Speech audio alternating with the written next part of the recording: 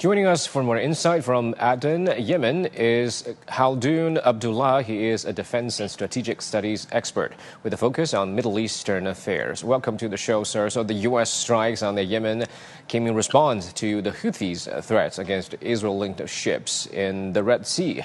Although the group had yet to act on these threats at the time, in your view, what was President Trump's strategic rationale for launching this operation? Good evening to you and your audience. Thanks for having me. In my view, I think the main objectives of President Trump and by and large the United States could be seen in maybe three levels. Now, on the first basis, those could be seen as coercive acts by the United States against the Houthis to reestablish the deterrence equation in the Red Sea. The United States is concerned about restoring deterrence, it's about restoring the security advantage over this crucial waterway. So those strikes by the United States targeting some of the Houthis' strongholds in different locations in Yemen are maybe a coercive act to try to compel the Houthis to stop their attacks, and so the United States regain the deterrence equation with the group. Now, on another level, as the United States' interest in the Middle East is strongly aligned with Israel, this could be seen as a broader act by the United States to give Israel a broader strategic depth. And this could be seen and interlinked with the Israeli operations in Lebanon, south of Lebanon, and also the Israeli utilization of the fall of Bashar al-Assad to occupy the Golan Heights. And now this is an extended strategic depth toward the southern part of the Red Sea. So this is more about securing Israeli strategic depth in the region as part of this broader conflict. Now, on a third level, maybe more aligned to the United States' grand strategic goals, the United States has its innate primordial interest in Bab el-Mandeb, in southern parts of the Red Sea.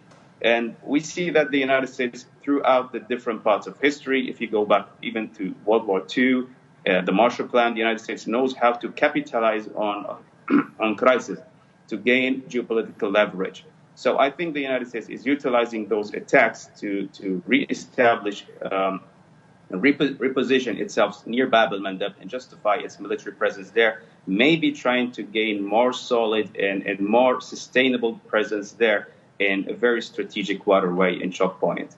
Well, Iran has strongly condemned Washington's actions, warning the U.S. against interfering in its regional policies. How do you see the tensions in Yemen impacting the broader dynamics across the Middle East? I think beyond the political rhetoric, I think the strategic calculations for Iran in this current conflict, that Iran maybe would prefer strategic restraint rather than any sort of involvement. Iran understands that any sort of escalation from its part against the United States in any region, let it be Yemen or any other place, could lead to a U.S. direct attack on Iranian territory and potentially a targeting of the nuclear facilities. So under the balance of threat, Iran would prefer maybe strategic restraint. This has been seen in how Iran has limited and restrained reaction to the scenarios in Lebanon, in Syria.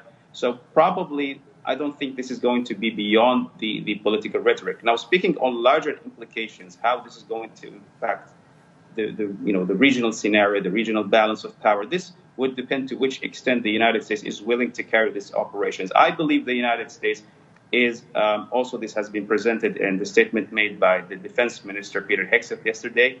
The United States is concerned about deterrence.